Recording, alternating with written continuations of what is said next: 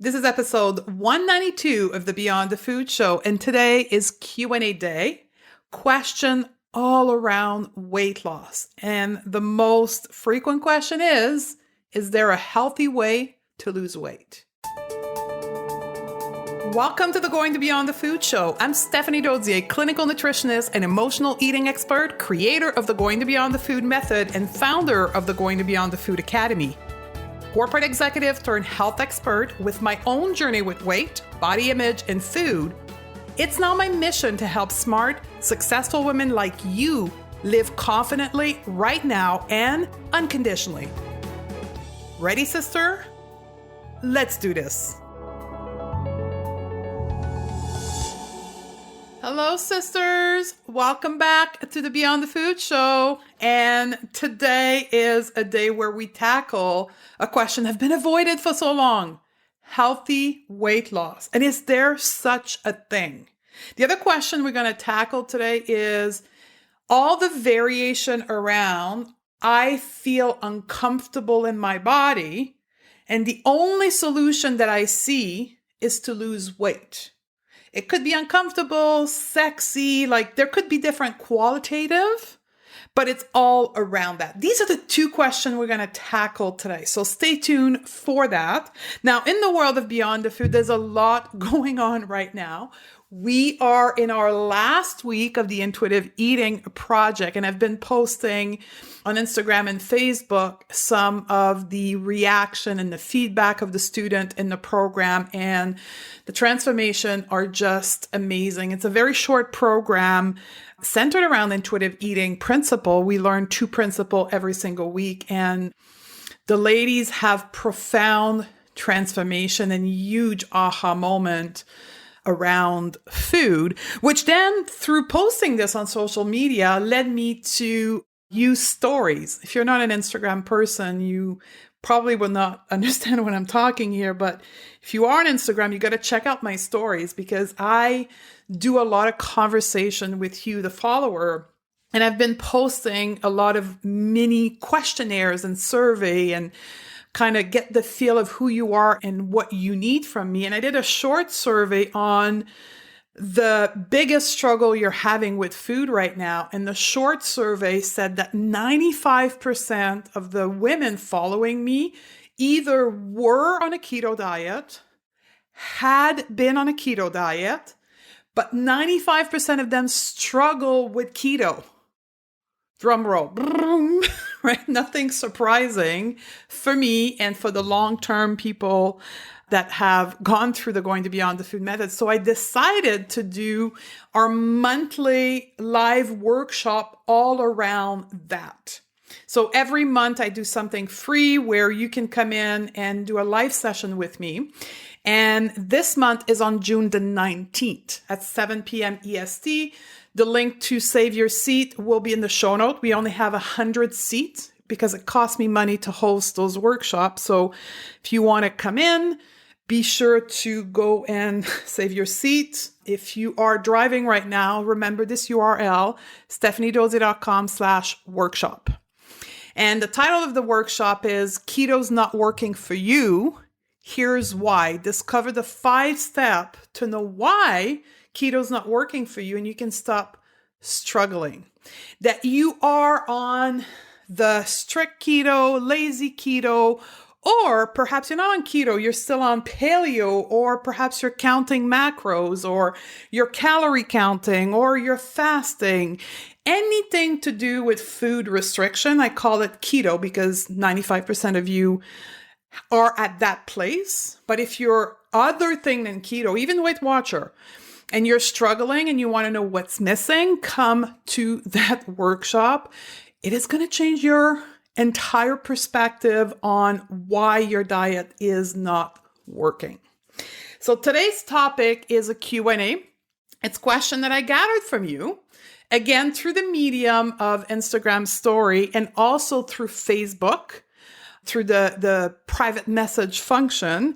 And the question were, guess what? Mostly around body weight, feeling uncomfortable, feeling unsexy, having a new job and having to lose weight for the job And bottom line is there a healthy way to lose weight? So that's what we're going to tackle.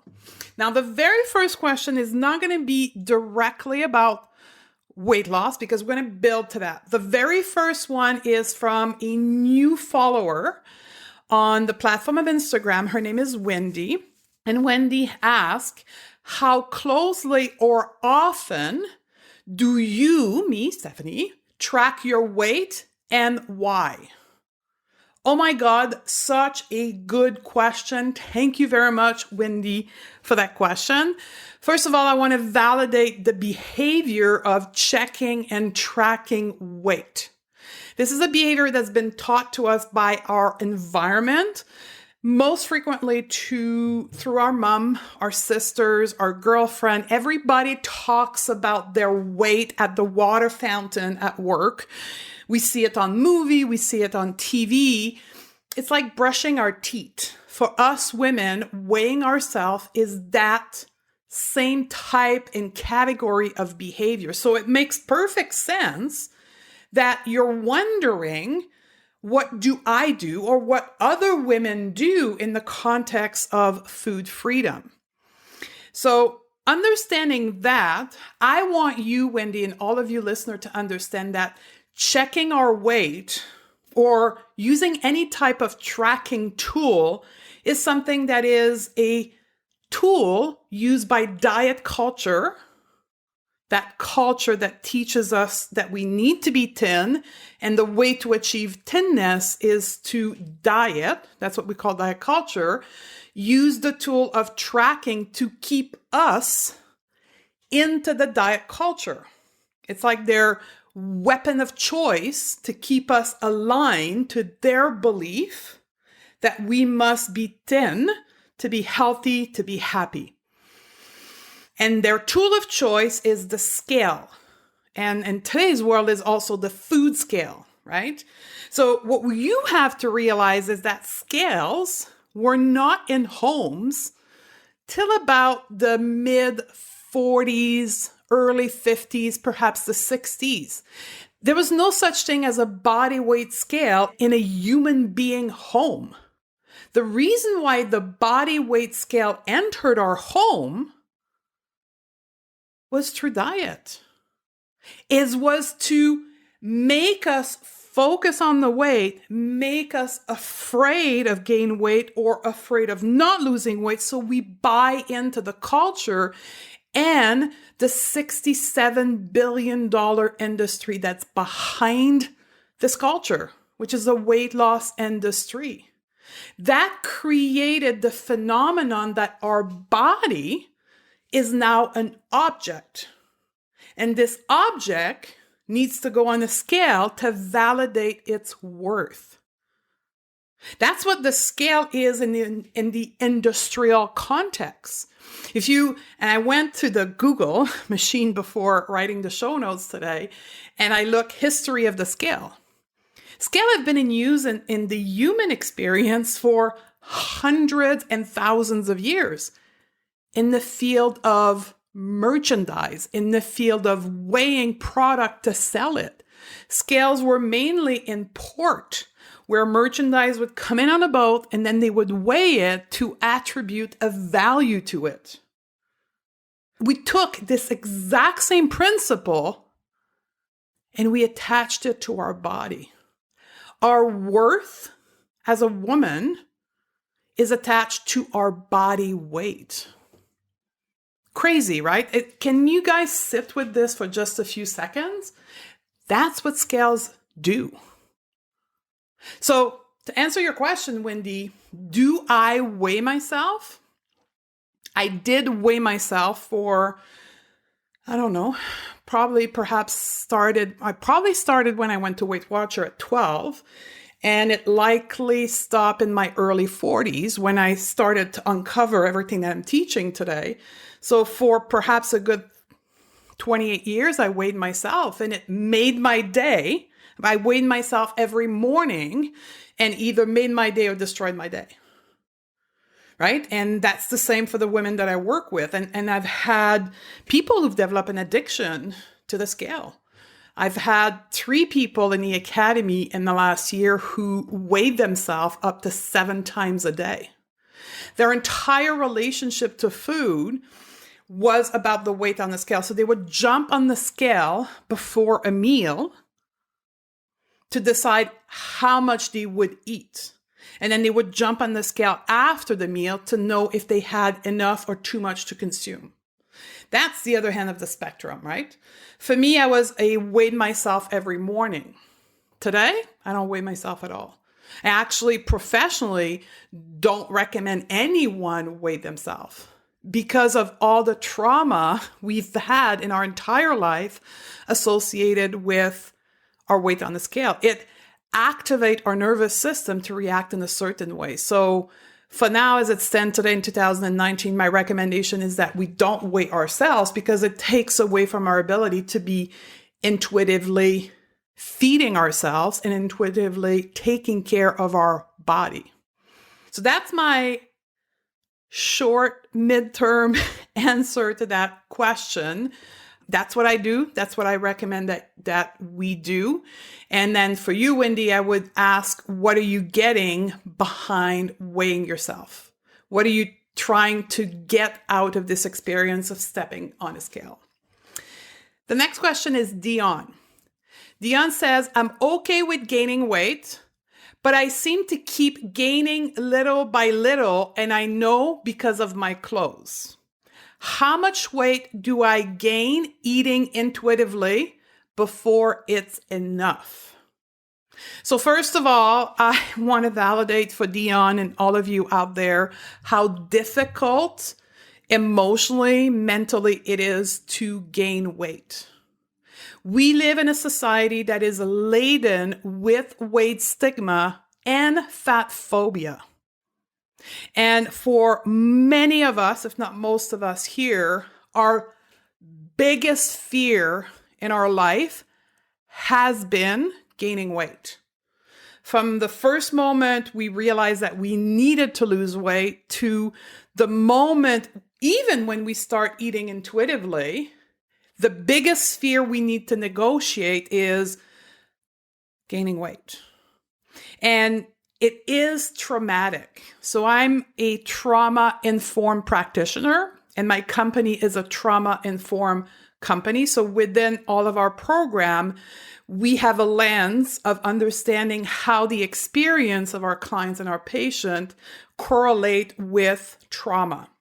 And what I can say to you is the experience of gaining weight, of stepping on the scale, the experience of judging our body is traumatic to the human system. And that is lodged. It happened within our nervous system. And so therefore, when you start gaining weight and you have this visceral reaction of not liking it, of not wanting to gain weight, it's not you deciding that you're not going to want to gain weight. It's viscerally within your nervous system driving you to be anxious, to be afraid, to be in a state of fear. So understanding that, because you're talking about intuitive eating, I assume that the way in which you learn intuitive eating also taught you to be present in your body, to be mindful, right? To be in with the hunger and the fullness. Therefore, I'm going to ask you to take that skill set that you learn and apply it to the experience of gaining weight. What does it feel in your body? What happens in your body when you think about that, when you see it in your clothes? What goes on into your emotion? And then through the process of mindfulness, which in all of our program we teach through breath, you want to bring back safety to your emotion, to your body through the experience of gaining weight. Now, we also need to stimulate the logical aspect of your brain. It's very good to bring safety through mindfulness and through breath to reteach your nervous system not to be afraid of weight gain. But we also need to work on the logic aspect of this because you've been trained so as most women to not want to gain weight because it was a danger for your health, for your happiness, for being accepted in society, to find a lover, to have a enjoyable sexual intercourse. All of those symptoms, all of those aspects of your life are tangled with your body weight. So you need to look at that aspect of it and ask yourself, so what am I fearing? What am I afraid of in gaining weight? And is that fear true?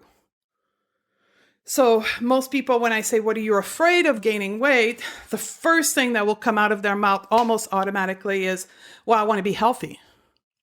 So we've had a number of shows that talked about this. So I'm not going to entertain that question today, but I would refer you to our show on health at every size. So you can be healthy even if you gain weight. Let's get that out of the question. But the point is the experience of challenging your belief.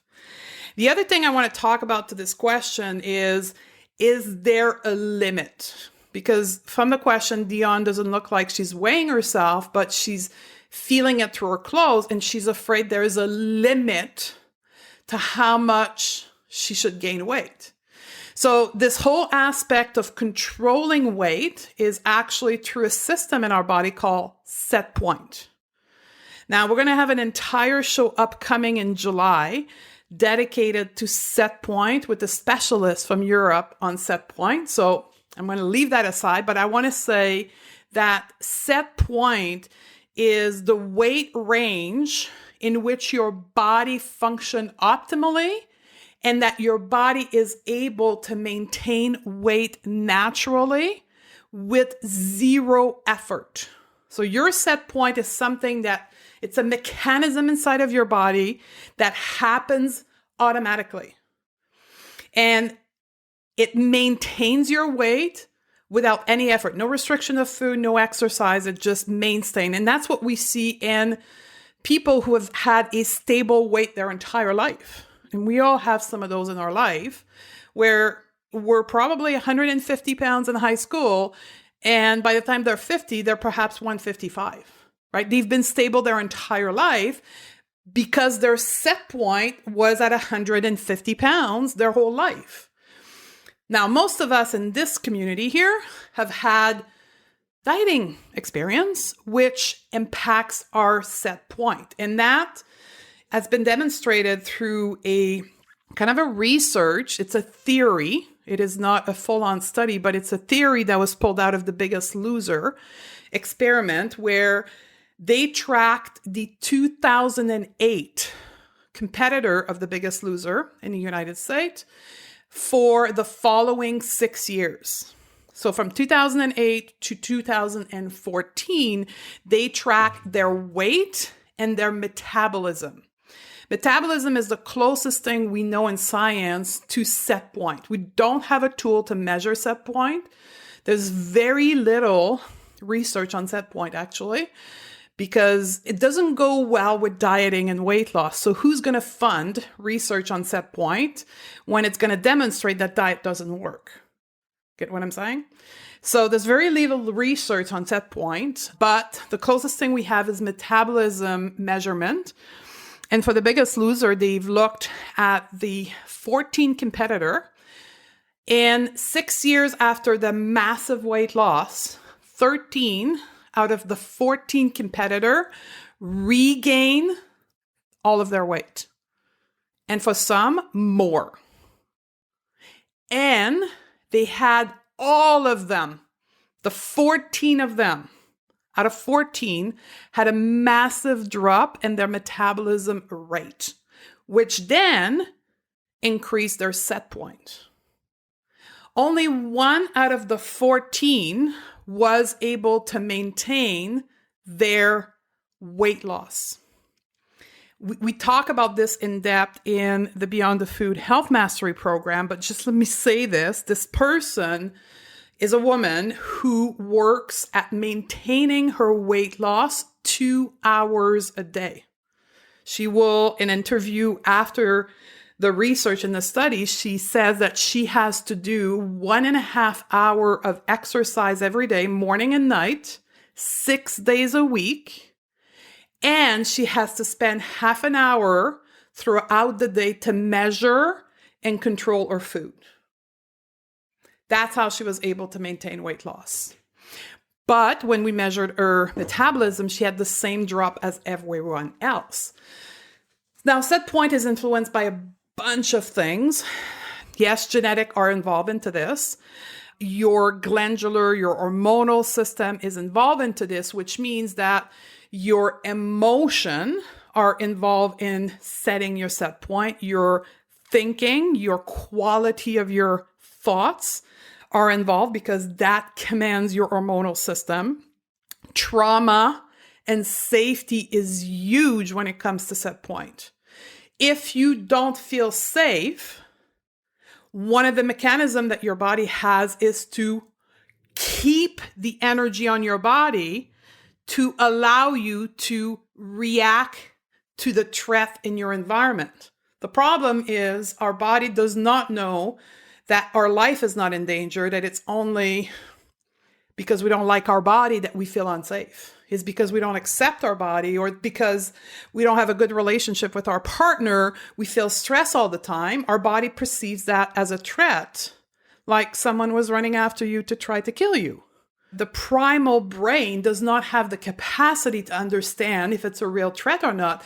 It just sees cortisols and stress. Let's keep on the energy because we'll need it in the future. And then you carry weight. So bringing safety to your body is huge in trying to settle your set point. So to Dion's question, when is it enough that I gain weight? I don't know. Your body knows. We have no way of measuring that. There's no science, there's no tool behind that. But what we know is that your body wants nothing more than for you to survive. That it wants nothing more than for you to be healthy. So part of the process of intuitive eating to release food control means that you're trusting your body, means that you trust your innate wisdom. So in some cases, for some women, when you start eating intuitively, that trust needs to extend to your whole body, not just food, but to the fact that if you're gaining weight, it's because your body believes that that is the right thing for you. Now, the fantastic news is you don't have to worry about the weight, because we know that weight doesn't correlate to health incident. More on that on the Health at Every Size podcast. But we know that weight is not the reason why you won't be able to be happy. We know that weight won't be the reason why you won't be healthy. So you don't have to worry about weight. What you have to do is build that relationship of trust and respect with your body. So if you're eating intuitively, which is the ultimate way of eating when it comes to body respect and body trust, then trust that if your body believes that you need to put on weight, it's because it's the right thing for you at this point. Instead of focusing on weight, focus on your health. And that is the last principle of intuitive eating, right? Honor your health, gentle nutrition. It's about looking at your health beyond weight. So how can you take care of your body mentally, emotionally, spiritually, and beyond food and exercise physically? What else can you do to bring health to your physical body? Part of intuitive eating is accepting that the weight you logically most want may not be compatible with the body that you have. And that's what's called body respect and body acceptance, principle 8 of intuitive eating. So Dion, continue your relationship of respect and trust towards your body that you build in intuitive eating and start extending it to your weight as well. Question number 3 is from Enna. Enna says, Thank you, Stephanie, and I love you. Love you too, sister. Right now, I have a new job in a musical that requires me to dance a lot. I love dancing. So is it wrong to still want to lose weight just because I don't feel comfortable in my actual one? So Edna and everyone who doesn't feel comfortable in their body, I want to validate your desire to lose weight, because that is in constant alignment to society standards around what a woman's body should look like, weight stigma, and fat phobia. So it's not wrong, Edna, that you want to lose weight. However, all the research to date on intuitive eating and health at every size, which is over 100 studies as of 2019, proves and demonstrate that focusing on weight loss is failure every time. Meaning that when your pursuit behind restricting food, exercising, or even in your new world of wellness diet of, quote, fixing your hormones or fixing your gut, what your true desire is to finally lose the weight, that is 100% road to failure when it comes to weight loss. Because we can't force our body into a system of weight loss. When we focus our behavior, our benchmark of our success, our end goal with weight loss, it fails because, now it may work in short term. We've all experienced that. We lose the weight and then we gain it back. So when I talk about success, I talk about permanent weight loss, right? Now, if you want to lose 20 pounds and keep it up for 3 months, you likely can do it with a diet, which will have a ripple effect on your set points, which will make it harder for you in the future. But beyond that, yeah, you can lose 20 pounds, but 95% of people who will lose the 20 pounds will regain it all. And here's the key thing here. We know that 95% of people who lose the weight regain it within 1 to 5 years. And what we're starting to observe now is that the remaining 5% of people who keep it off actually demonstrate eating disorder behavior.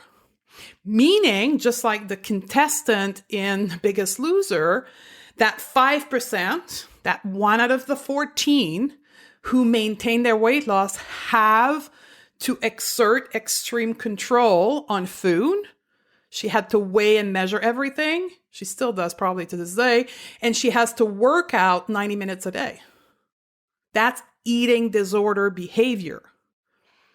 So to be successful with weight loss, that's what you have to do at this point, because there's no methodology that we can lose weight safely, effectively, and long term. So what can you do, Edna? You can take weight out of the equation. You can stop weighing yourself. You can stop chasing weight loss and instead work on that, quote, feeling uncomfortable.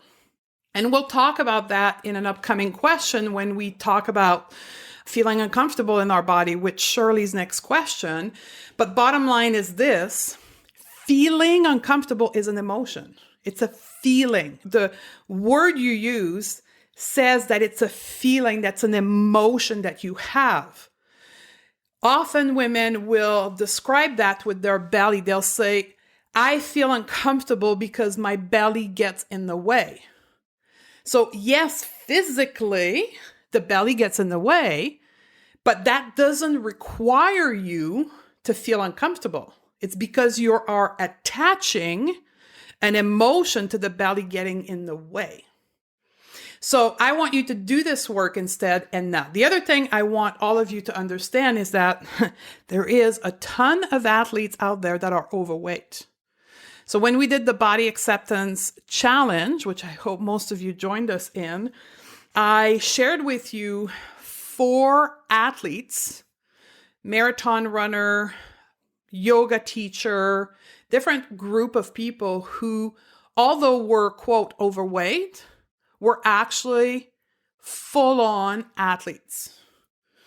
So I will link to those 3 people in the show notes. So stephaniedodze.com/192. I would highly recommend that you go and follow those people so you can start working into the emotional, mental aspect of feeling uncomfortable and believing that your weight set the limit for you to dance.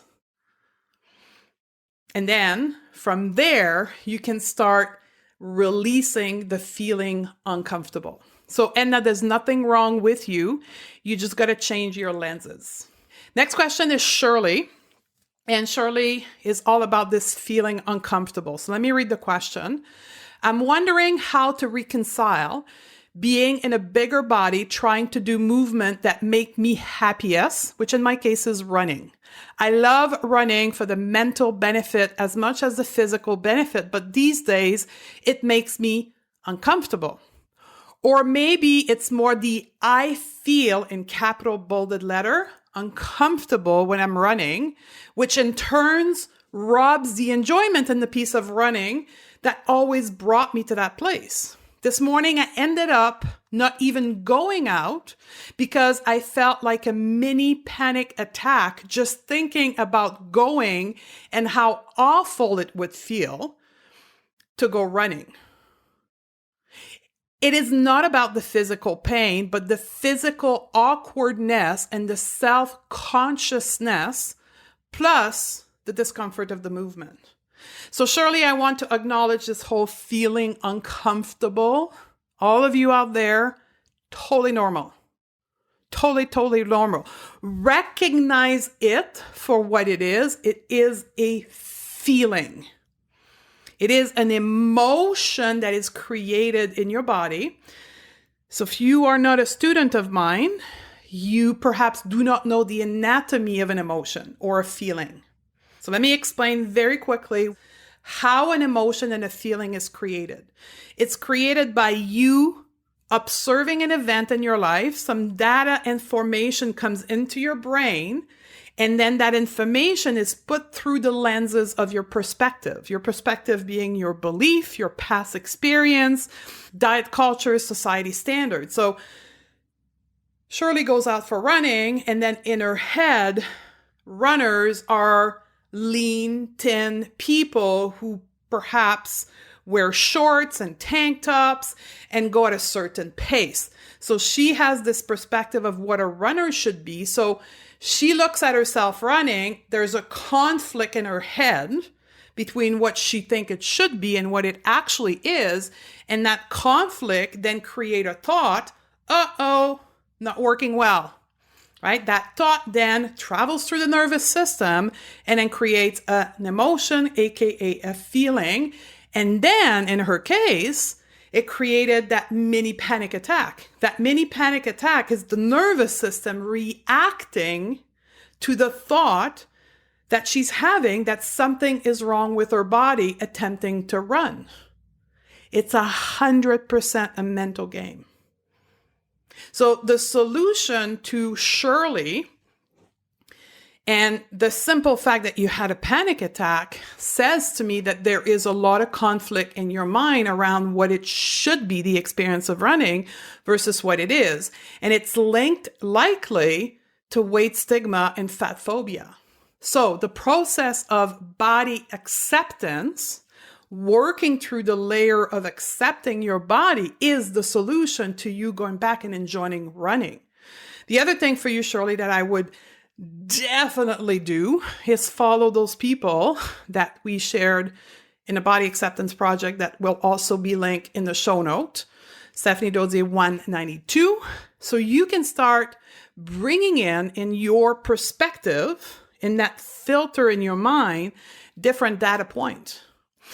You will see women like you running, not only running like just for the fun of it, they're running marathons and Ironman. They're trainers. They have like an entire, Louise Green, for an example, as an entire online platform dedicated to training plus size women. Like, There's a world out there of people just like you, Shirley, at the athlete level. So you got to bring those data points to change your perspective, change your glasses, change the way you see life so that you will change your thinking pattern, which will in turn change your emotion. The other thing I would say for you, Shirley, is to move from judgment to curiosity. That's a big principle for all of you out there. When we start feeling uncomfortable in our body, it's an emotion, it's a data point. What is in there for you to learn? Instead of reacting to the thought, pull yourself out of it and look at the situation and say, oh, how interesting is this? I'm having uncomfortable thought. I'm having discomfort. I'm having judgment around what my body look like and perform. How interesting. Where is that coming from? And that's a big for all of us. Instead of reacting to our thoughts, we should be curious about them and understand, how did my brain got to think that way? What is in my belief? What is in my perspective? Which glasses am I wearing that creates that thought? Now, granted, many of you don't understand this whole educational piece behind it. Hint, you should be doing some of my program if you don't. So you can then put your thinking in a completely different perspective. And you will no longer be the victim of your thoughts, your judgmental thoughts, but instead you become curious. You're like, how interesting. I'm wondering what is in there for me to learn.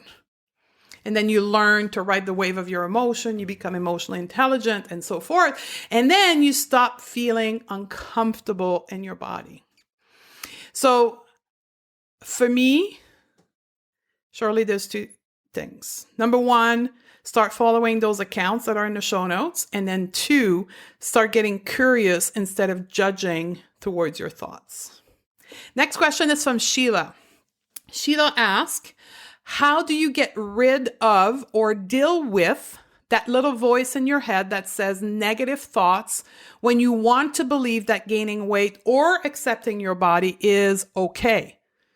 Or maybe you, Stephanie, didn't have that voice that pops up unexpectedly. Or is it just a matter of time before it goes away? Totally normal. I want to say to you guys, this question is the question that we should all be asking, okay? So Sheila is at a level of awareness that brings her to question her thinking. So she's moving from being a victim of thinking to being a master of her thoughts. She's just stuck in the middle right now wondering, is that normal what I'm seeing in my brain? Totally normal. And you don't have to get stuck there. So the first thing I want you to know, Sheila, is it will not just go away with time.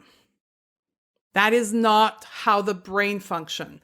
Those negative thoughts about your body and about weight gain are popping up because you have beliefs, you have perspective, you have diet culture that is screaming louder. The old beliefs are screaming louder than the new beliefs.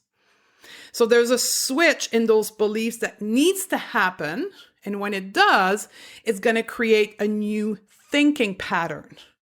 So unless you intentionally work on shifting that thinking, the negative thoughts about your body won't go away because your primal brain will always win to react on what you believe to be a threat. So somewhere in your brain, there is a threat, there is a fear around gaining weight and accepting your body, and it's likely a gift of diet culture.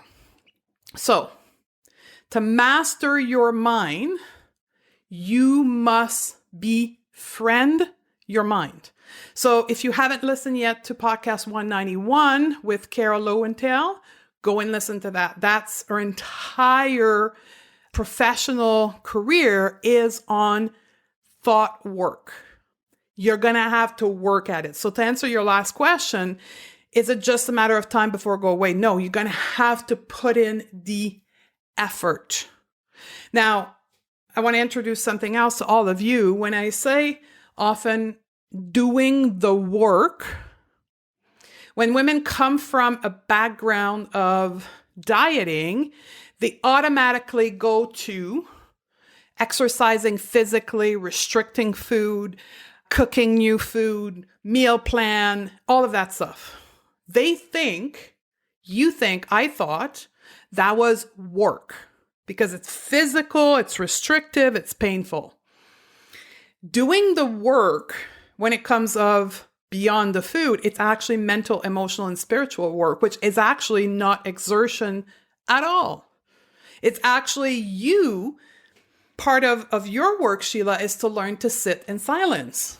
Mindfulness is by small increment of perhaps 2 minutes a day and build up to 15 minutes a day where you can sit with your thought and be the observer of your thoughts rather than the victim of them. That's what it means by doing the work. So when you hear this expression, it's not what we're used to when we come from a diet background. And for some, that's offending. Now, here's the next thing that happened, and that happens to most of my students, is that they realize that sitting quiet is 10 times harder than being on the treadmill for 30 minutes. I know, makes no sense, but working on our thoughts and our emotion is harder than physical exertion in the spirit of dieting. And that's why many people back away when they try on their own because they don't have a structure approach, they don't have a coach, and then they just give up. So I want to welcome you to that work, Sheila, and say, as you start evolving into that work, whoever is going to guide you through this, it won't be easy. It won't require sweating, but it will require compassion and patience from you so that you can take control of your thinking. Next question and the last one. That one is from Mandy. Mandy is questioning weight gain and sexiness. My fear of weight gain is that I won't feel sexy. I don't mean that my husband won't find me sexy. I mean, I won't feel, capital L, capital F-E-E-L, sexy. So how do I get over that and make peace with it? Would love your thoughts on this. Thank you. So, Mandy, you've put the keyword in bolded capital letter, feeling sexy. So it is the same path as feeling uncomfortable. So I want to validate this fear of feeling not sexy or unsexy because, oh my God, we are sold that everywhere. The sexy woman is a white, thin, six-pack ab woman. I mean, do we ever see someone that has loose skin on an ad of a perfume, a cosmetic company, or even underwear or bras? No, we don't. 99% of the time is the white, thin woman syndrome. So you're sitting there saying, I'm afraid of it because A, you've never been exposed to this. You don't have any reference point, data point in your head to say that sexy can actually be at a bigger, non-ideal body weight. So that's your first job, is to go find sources of sexy women at any weight and size. Bring body diversity into this range of sexiness. Instagram is beautiful for that because that's the purpose of Instagram, is to show bodies, right? So I would go explore that. The other thing is I would recognize that it's only a feeling. So once you start changing your data point in your head, this thought will then derive a new feeling. It's as simple as that. So you got to change the data point to change the thought, which will derive a feeling of sexiness. The other exercise in the context of this that is very effective is having a conversation with the partner. I've seen nothing but success with that. I know you mentioned in your question, it's not about my husband, but it's still about your husband. You're in a male-female relationship. So I would highly recommend that, though you may not think it's important, it is. So have that conversation of what it means to be sexy with your partner in the context of your relationship. It will help and contribute to you forming a new perspective on sexiness. Because for now, there's a kind of, I call it a disk error. Remember the old computer where you had to put a disk in the computer and it was disk error? Right now, there's a disk error around sexiness in your brain, which is for most women too, right? So you got to pull the old disk and put a new disk in, which will then operate the computer in a completely different way. Part of that disk is data point, image, body diversity, but it's also conversation with the sexual partner. How was that, guys? I think those questions were amazeballs. I would love to do more of these. So you got to supply me with questions. So in the show notes, stephaniedodier.com/192, you will find a little space where you can send your question.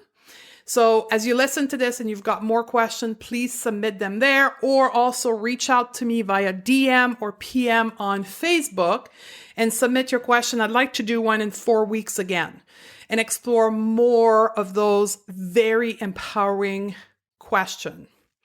So I have a homework for you as I'm trying to leave you with at the end of every show, and it is an intuitive eating journaling question. Because we talked a lot around being uncomfortable with weight gain in this podcast episode, I want you to reflect on this question.